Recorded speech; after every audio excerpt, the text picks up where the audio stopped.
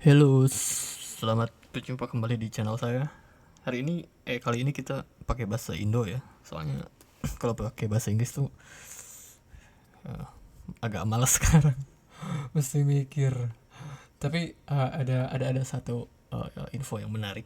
Ini buat kalian pengguna Bricks. Terus kalian mau menentukan nih, kayak mau pakai kalian butuh CSS framework plugin ya. Terus mau pilih yang mana nih? Karena banyak ya kayak yang menyediakan plugin yang menyediakan CSS framework gini. Jadi kalau kalian lihat di Facebook tuh ada kayak perbandingan nih dari dua produk ya yang dibuat apa nih, sama automatic CSS ya atau CSS. Jadi yang developer ini tuh dia ngebandingin CSS sama core framework gitu. Um, ada satu lagi sih yang menarik selain CSS sama core framework ya. Ada satu lagi namanya Advanced Themer. Advanced Themer. Ini juga sama tuh, dia punya kayak fungsi buat generate kelas ya, kelas name, sama bisa kita kontrol properti sama value-nya. Jadi kayak ketiga plugin ini tuh, satu automatic call framework sama advance tuh kayak related lah sama kalau kalian butuh framework ya. Cuman ada perbedaan yang mendasar tuh di plugin mereka. Cuman aku nggak tahu, soalnya aku belum pernah ya yang pakai advanced themer sama pakai automatic CSS. Nah, jadi nggak bisa komen deh. Tapi yang jelas kalian bisa baca dokumentasinya di sini. Jadi kalau kalian tertarik ya, lagi butuh. Kenapa saya pakai core framework? Jadi kalau kalian lihat video saya sebelumnya tuh, saya beli lisensinya kan. Karena dulu itu saya dapat kayak 70 $79 kalau nggak salah ya. Waktu promo gitu kan. Terus dia LTD kan, lifetime deal. Jadi kita bisa unlimited website. Jadi kita bisa pakai di semua website itu untuk pembelian add-on ya, add-on Bricks Builder. Kalau untuk core frameworknya sendiri itu sebenarnya gratis, pluginnya itu kalian bisa download kalau kalian mau pakai apa namanya, bikin custom theme gitu. uh, atau kalian punya cara lain buat ngeintegrasiin si core framework di editornya Bricks gitu kan, tanpa pakai add-onnya. Ini gratis, jadi uh, add-onnya yang beli, tapi pluginnya itu bisa gratis, bisa kalian download, daftar aja langsung di sini terus download. Di sini kayak ada artikelnya yang dibikin, balik lagi ke tadi artikel yang dibikin sama si developernya. Jadi ada technical aspek ya yang nggak akan aku komentari, soalnya aku nggak paham. Maksudnya aku nggak pernah coba produk mereka. Um, jadi technically nggak bisa komen deh. Sama karena saya baru beberapa bulan pakai core framework, jadi juga sama juga nih, nggak bisa kayak uh, nyimpulin kalau core framework seperti ini nggak bisa kayak gitu, soalnya ya yang namanya juga baru baru pakai ya. Jadi apa ya, kayak mesti hati-hati kalau saya ngasih statement core framework seperti ini, enggak seperti itu, apalagi dari sisi teknikalnya ya, karena banyak fitur atau menu yang belum saya coba dan aplikasiin di real project ya. Jadi nggak tahu nih kayak masalahnya tuh kayak di mana kalau nemu. Tapi memang sudah beberapa kekurangan di plugin ini. um, itu wajar sih kalau menurut saya, karena ini produk baru banget kan. Ini baru banget ya, kayak 2 bulan 3 bulan sebelumnya kalau nggak salah ya, kalau nggak salah. Jadi kayak produk-produk yang memang masih perlu pengembangan lagi, dan dia punya waktu untuk kayak jadi lebih perfect gitu. Cuman yang kayak gini lah, kayak kalau kita mau bikin komponen kan dia nggak bisa custom ya di sini tuh. Jadi kita nggak bisa preview hasil kayak kita bikin komponennya kayak gimana tuh. Harusnya tuh kalau enaknya kan bisa itulah, kita bisa bikin custom sendiri biar kita bisa preview nih komponen kita tuh uh, apa namanya front endnya nanti kayak gimana. Tapi ya udahlah seperti itu. Di sini ada artikel yang bagus ya kalau kalian baca nih, ada di situsnya automaticsys.com, atau enggak kalian kalau main Facebook tuh ada tuh postingannya. Jadi si developer ini tuh dia ngebandingin technical aspect sama apa ya namanya, mungkin bisnis aspek ya. Soalnya dia ngebandingin kayak marketnya tuh kalau plugin dia kemana, kalau plugin si core framework ini kayak gimana. Tapi yang jelas ada beberapa hal yang aku setuju sih sama dia. Uh, apa ya, selain technical aspek ya, jadi kayak contohnya kayak gini nih, aku setuju kalau uh, mana ya, nah ini nih, jadi katanya core itu um, kita bisa pakai core kalau katanya kita efektif ya. Jadi core framework itu efektif pakai kalau misalnya kita sudah pernah bekerja dengan framework atau punya waktu untuk belajar. Nah, dari dulu kan saya selalu bilang kalau saya senang belajar dari awal itu dari nol. Soalnya kalau kita belajar kita bikin kelas sendiri gitu, kelas name sendiri. Kalau framework seperti itu kan kayak gini. Kita mau bikin apa nih? Mana sih? Nah, kita mau bikin kayak memang mereka udah nyediain si custom ya, si defaultnya itu kan. Kayak kolom 2 kalau mau punya kolom di grid 2 kolom ya kita bisa pakai class name ini. Tapi kita bisa edit sendiri tuh. Kalau kita mau bikin nih nama jadi kolom 9, kolom 10, kalau 12, 11, 12 ya kita tinggal nama-nama di sini kan.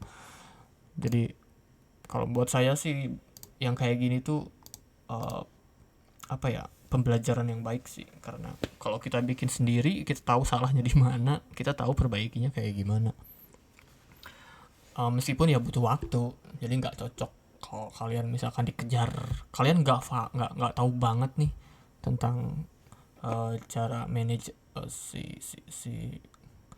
CSS si framework ini, cuman kalian dikejar waktu harus harus bikin website tapi butuh framework. Nah iya emang bener sih kata dia, ya, mesti itu nggak ada class name yang apa ya, yang general. Kalau ICSS sih mungkin ya, mungkin kalau dari yang saya baca mungkin dari apa namanya, dari postingan dia udah nyediain kelas yang bisa bantu kita buat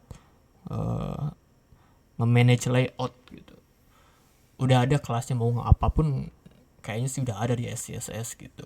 Sebagian besar ya mungkin ya yang standar ya, maksudnya layout yang standar tuh udah ada, dan itu udah kayak responsif, udah ada kayak apa namanya, accessibility-nya udah bagus dan sebagainya kayak gitulah. Tapi bagi saya sih ya bikin sendiri ya udah. Karena saya selalu memposisikan diri sebagai orang yang belajar ya, beginner gitu, pemula gitu, yang harus belajar dari rendah, harus belajar dari nol, harus belajar dari awal.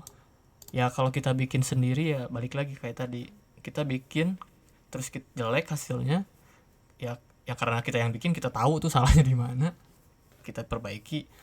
Kita bikin framework yang menurut kita itu oke, sesuai dengan kayak kebiasaan kita bekerja. Ya sudah, itu tujuan saya sih. Kalau kenapa, salah satu tujuan ya kenapa saya kayak pilih core framework dibandingin CSS. Kayak kita lanjut ya, mana lagi nih? Oke, yang kedua ya, have the time tuh kan, kita kalau kita punya waktu buat belajar ya sudah pakai core. Tapi kalau nggak punya waktu, dituntut untuk kerjain website yang memang butuh framework, ya kata dia nggak bisa pakai core, ya memang aku setuju, saya setuju. Tapi kalau kalau kita udah punya framework, kita bisa nguasain si plugin ini, kita udah terbiasa, atau enggak minimal kita udah punya set framework yang bisa kita pakai di setiap website gitu, standarnya kayak gimana nih, itu kita udah enak banget, tinggal ekspor aja nih kayak other apa kayak tool itu kan, kayak mana sih, um, mana nih toolnya ya, preferen bukan,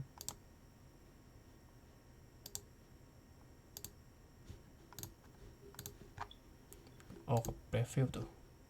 Oh ya, ini kita tinggal export aja ya, tinggal oh ini manage project, tinggal export, nanti kita tinggal import aja di project yang lain, di website yang lain. Itu enak banget kalau kita udah udah kayak bikin standarnya itu, set standar kayak layout, framework buat layout tuh kayak gimana. Terus yang ketiga katanya kita punya waktu dan passion, kesabaran buat menentukan nama value relationship. Aku nggak tahu nih apa nih value maksudnya dia, cuman mungkin kayak kalau kita bikin sesuatu ya, bikin contoh komponen deh, atau enggak kita bikin layout deh, kita mau bikin nih kolom 9, kita bikin punya grid, CSS grid, terus kita punya kolomnya 9, kita kan harus bikin sendiri tuh. Mungkin maksud dia kayak gitu ya, kayak kita kolom berapa nih, namanya mungkin bisa kolom, mungkin kita bisa pakai grid, call, kayak gitu dan sebagainya. Dan itu mesti yang memang sih mesti kayak maintainable gitu namanya itu, jadi mesti gampang diingat, mesti related sama fungsinya. Kalau kita bikin class name misalkan kolom kayak gitu, tapi fungsinya itu bukan buat kolom, tapi misalkan buat jadi color, jadi warna gitu, itu kan gak related juga. Kayak kita harus mikir juga si penamaannya kayak gimana. Bener kata dia, cuman balik lagi, karena kita yang bikin nama class name-nya itu, kita nama variabelnya kita bikin, nama kelasnya kita bikin, ya kita yang bisa ngontrol sendiri enaknya. It's okay selama itu belajar sih, kalau menurut saya ya oke aja sih. Justru itu sih yang buat, apalagi yang buat pemula ya, kalian yang buat pemula tuh aku rasa waktu sama kesabaran tuh bakal berbuah hasil kalau kalian memang niat belajar ya. Terus dia di penutup tuh dia ada statement juga bagus. Statementnya itu, nah ini ada statementnya dari dia. Jadi core is better choice for user who feel they need more with unlimited UI flexibility than a complete don't tuh kan. Jadi kalau kalian butuh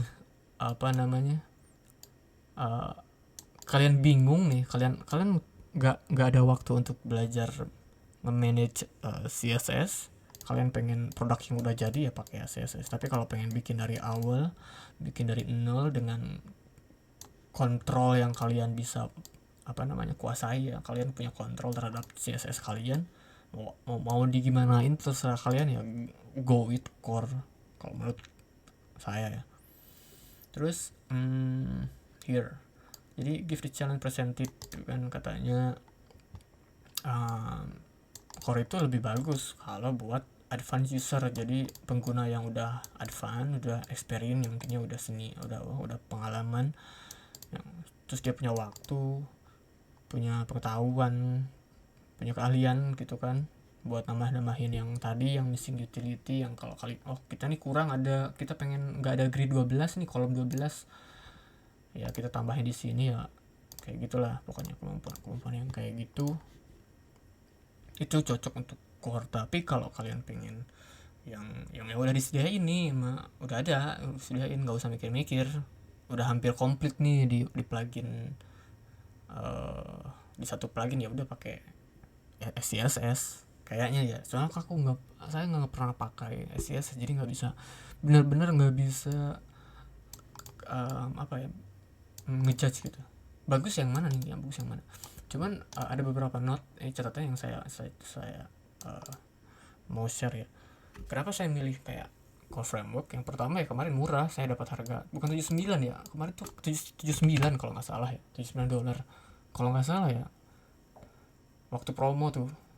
Terus ini buat Bricks add-on ya, ini buat add-on Bricks yang bayar itu, dan itu lifetime deal. Jadi selama developernya ya terus-terusan ngeluarin update selama ya itu kita dapat update, bisa update apa namanya, bisa terus-terusan update, nggak dibatas waktu, sama supportnya pun ya kita terus-terusan dapat supportnya kalau nggak salah ya, harusnya seperti itu.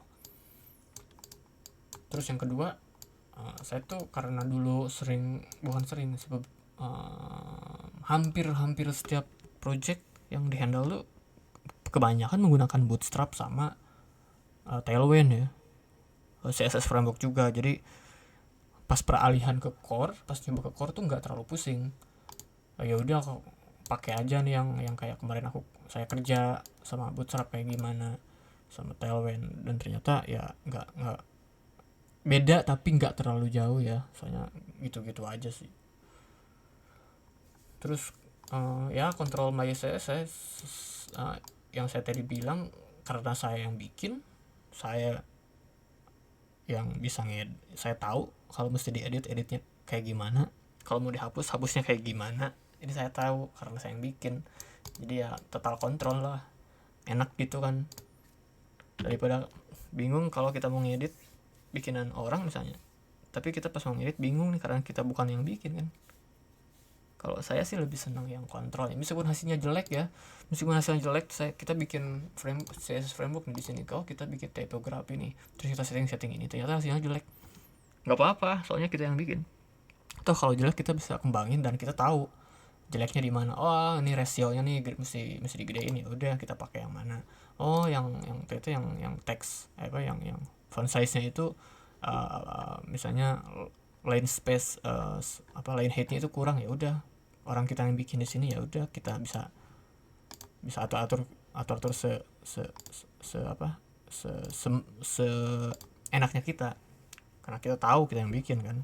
Itu tuh yang enak tuh, meskipun jelek kita bisa perbaiki dengan cepat ya, nggak harus pusing cari di mana ya, orang kita yang bikin, balik lagi gitu kan. Terus yang kesini yang keempat ya udah kayak tadi, jadi di luar Bricks plugin ini gratis kalau cuman kita mau bikin CSS frameworknya itu.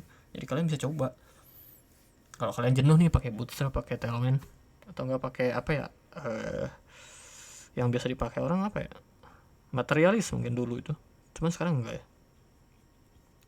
Kayak gitu lah, kalian bisa download bikin frameworknya, download si filenya, kalian upload tuh di web kalian, bisa dipakai. Terus yang kelima ya udah, belajar tuh enak banget. Kayak saya sekarang lagi bikin project dan saya coba pakai itu core framework. Hasilnya nggak spesial ya, sama ya, kalau yang namanya front end kan mau pakai framework apapun ya tergantung desainnya kan, tergantung desainnya kayak gimana, nanti kelihatannya kayak gimana. Terus kalau dari technical developingnya ya, kita search kodenya kayak gimana, apakah nggak banyak bloated DOM itu yang kayak Elementor, enggak, apakah kita nggak pakai plugin yang yang heavy atau lightweight, enggak, itu kan balik lagi. Cuman kalau untuk look, untuk tampilan sama aja, mau pakai CSS apapun yang ditampilin di browser ya, selama desainnya bagus ya bagus, mau pakai apapun toh sama aja, pakai CSS, JavaScript, HTML udah. Cuman ya bedanya nanti mungkin di